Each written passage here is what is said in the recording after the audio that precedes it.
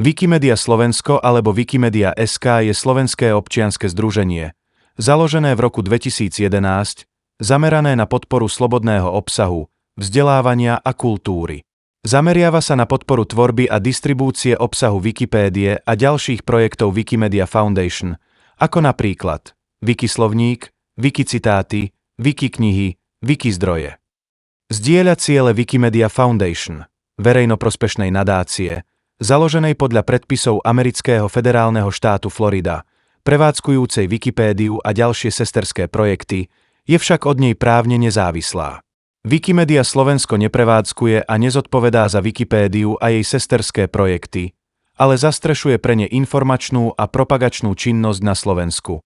Zorganizovala viacero wiki súťaží, vrátane Wikiar, Wiki miluje Zem či Ázijský mesiac Wikipédie.